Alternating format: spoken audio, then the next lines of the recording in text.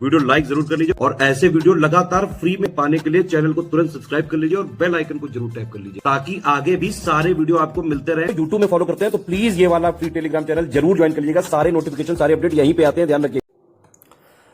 नमस्कार साथियों, स्वागत है आप सभी का स्टडी फॉर सिविल सर्विसेज में। ये क्लास है हमारी एनिशिएंट इंडिया की और एनिशिएंट इंडिया में हमने लास्ट क्लास में डिस्कस किया था गुप्त काल को। आज हम आगे बढ़ेंगे और गुप्त काल को पूरा पढ़ने के बाद आज हम देखेंगे गुप्तोत्तर काल।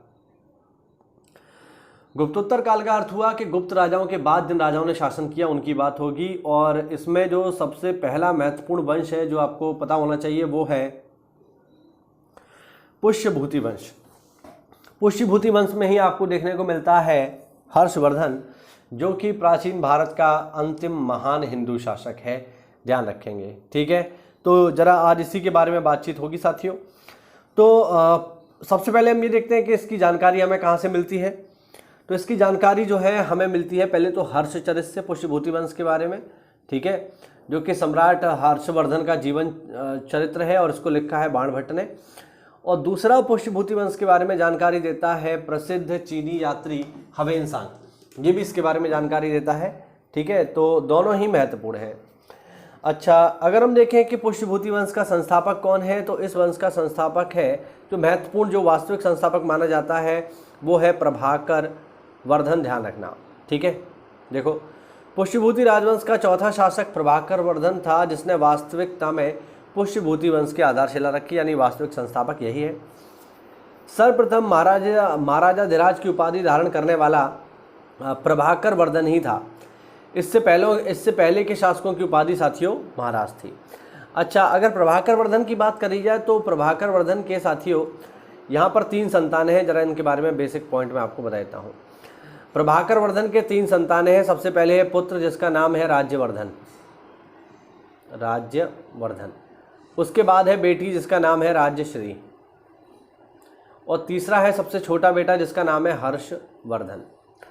अब हुआ क्या, हुआ ये कि राज्यश्री का विवाह कर दिया गया कन्नौज के शासक ग्रहवर्मा के साथ। ग्रहवर्मा जो कि मौखरी वंश के थे, इनके साथ शादी होगी राज्यश्री की और पिता की मृत्यु के बाद राज्यवर्धन बना राजा, ये राजा बन गया। लेकिन कुछ समय बाद क्या होता है कि बंगाल का एक शासक जिसका नाम है शशांक, वो कन्नौज पर हमला करता है और ग्रहवर्मा को मार डालता है। ठीक है, इसकी हत्या कर देता है और संभवतः इनकी बहन को अपहरण कर लेता है। जब इसकी सूचना मिलती है राज्यवर्धन को तो राज्यवर्धन सीधे वहाँ पहुँचते हैं कन्नौज में, और कन्नौज में धोखे से शशांक राज्यवर्धन की भी हत्या कर देता है। और फाइनली जब राज्यवर्धन भी स्वर्गवासी हो गए और राज्यश्री अनुपस्थित हैं, तब गद्दी पहुंच जाती है हर्षवर्धन के हाथों में और तब हर्षवर्धन गद्दी पर बैठता है। ठीक है ना, तो वही सब है। तो इस तरीके से गद्दी पर बैठा। अच्छा, अब जरा हर्षवर्धन के बारे में हम लोग बात कर लेते हैं। हर्षवर्धन की बात की जाए तो राज्यवर्धन की मृत्यु के बाद 606 ईस्वी में हर्षवर्धन 16 वर्ष की उम्र में शासक बन गया। ठीक है, वह उत्तर भारत का अंतिम हिंदू शासक था। वह मूल रूप से शैव था, किंतु वह बौद्ध धर्म का भी अनुयायी था, यानी वह बौद्ध धर्म का भी सम्मान करता था, ऐसा नहीं है कि घृणा करता हो। ठीक है, तो बौद्ध धर्म को भी काफ़ी मानता था। ठीक है, और बौद्धों को भी उदारता के साथ दान दिया करता था। वह हर्ष के नाम से प्रसिद्ध था और उसे उत्तर भारत का भगवान कहा जाता था, ध्यान रखना, उत्तर का भगवान है। ठीक है, अपनी दानशीलता के चलते हर्ष को क्या बोलते थे, भारत का हातिम कहा जाता था। हातिम बहुत दानशील व्यक्ति होता था, तो उसकी जो व्यक्ति दानी होता है उसको हातिम कह के पुकारते हैं। ह्वेनसांग ने हर्ष को शिलादित्य के नाम से संबोधित किया है। हर्षवर्धन ने जो उसकी उपाधियां हैं वो है माहेश्वर, परम भट्टारक इत्यादि।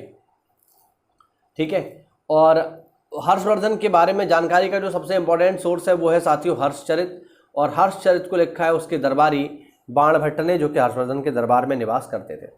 अच्छा, गद्दी पर बैठने के बाद जो पहला काम किया हर्षवर्धन ने वो ये कि राजधानी, देखिए मैं आपको बता दूं, वर्धन वंश की राजधानी होती थी थानेश्वर, हरियाणा में। लेकिन जब हर्षवर्धन गद्दी पर बैठा तो ये राजधानी चेंज कर लाया थानेश्वर से कन्नौज, क्योंकि कन्नौज में भी कोई शासक नहीं था और थानेश्वर का तो राजा है ही, तो इसने अपनी राजधानी कन्नौज ट्रांसफ़र कर ली और इस तरीके से ये करीब करीब उत्तर भारत के पूरे क्षेत्र पर इसका शासन जो है शुरू हो गया। ठीक, अच्छा, हर्ष के बारे में जो सबसे इंपॉर्टेंट चीज़ है वो ये कि हर्षवर्धन अपने शासनकाल के प्रत्येक 5वें वर्ष प्रयागराज में एक मोक्ष परिषद का आयोजन किया करते थे। इस मोक्ष परिषद में क्या होता था, इस मोक्ष परिषद में वह जितना भी रुपया कमाए थे, जितनी भी संपत्ति कमाए होते थे, वो सारी की सारी दान कर दिया करते थे, सारी की सारी। तो मोक्ष परिषद में वह अपनी समस्त संपत्ति दान कर दिया करते थे। इस अवसर पर बुद्ध, सूर्य और शिव की मूर्तियों की पूजा की जाती थी।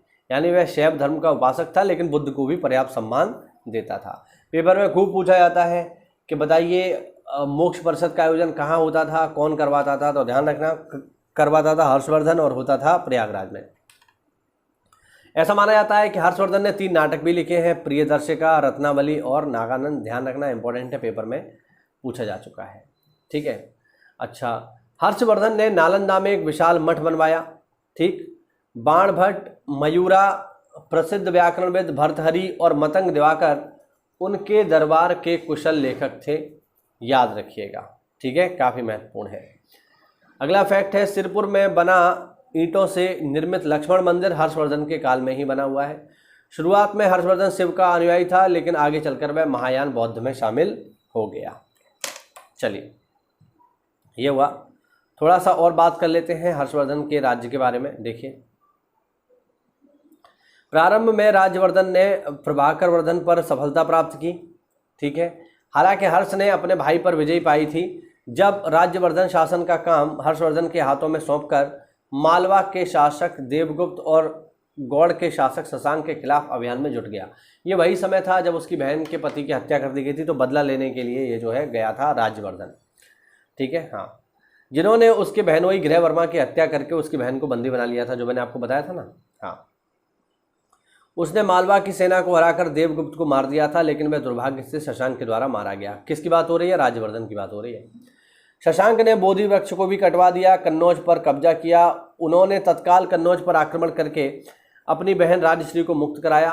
बाद में हर्ष ने शशांक को भी परास्त किया और ओडिशा के कोंगोड़ा के हिस्सों तक अपने राज्य का विस्तार किया। ठीक है। हर्ष ने अपने शासनकाल में कई लड़ाइयाँ लड़ी। उनमें से उत्तर भारत के ज़्यादातर हिस्सों को उन्होंने कब्जे में ले लिया, जिनमें से 5 भारतीय क्षेत्र पंजाब, बंगाल, ओडिशा, कन्नौज और मिथिला ये उसके क्षेत्र में शामिल थे। और अगर हम देखें हर्ष के साम्राज्य को, तो हर्ष का संपूर्ण साम्राज्य में संभवतः थानेश्वर यानी हरियाणा, कन्नौज, अहिछत्र यानी बरेली, श्रावस्ती और प्रयागराज सम्मिलित थे। उसने अपना साम्राज्य मगध और ओडिशा तक विस्तारित कर लिया था। हर्षवर्धन के साम्राज्य की राजधानी मूल रूप से थानेश्वर थी, लेकिन उसने इसे कन्नौज ट्रांसफर कर लिया, जो मैंने आपको बताया था।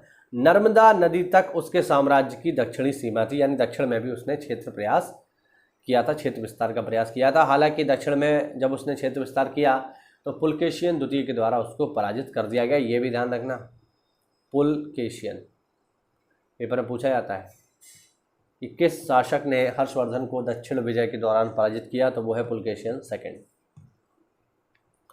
चीनी यात्री ह्वेनसांग, जिसे यात्रियों का राजकुमार भी कहा जाता है, जिसने पुस्तक लिखी है सी यू की, उसने भारत की यात्रा की हर्ष के समय में, याद रखना। हर्ष का समकालीन वल्लभी नरेश ध्रुवसेन द्वितीय था। हर्ष ने उसको हराया, परंतु बाद में अपनी पुत्री का विवाह उसी के साथ उसने कर दिया। तो ये था सामान्य जानकारी, बहुत बेसिक जो इंपॉर्टेंट फैक्ट थे हर्षवर्धन के बारे में, वर्धन वंश के बारे में, उनकी हमने चर्चा करी और इसी के साथ ये वंश हुआ समाप्त। आगे हम चर्चा करेंगे मैत्रक वंश की। तो चलिए मिलते हैं अगली क्लास में, तब तक के लिए जय हिंद, जय भारत, वंदे मातरम।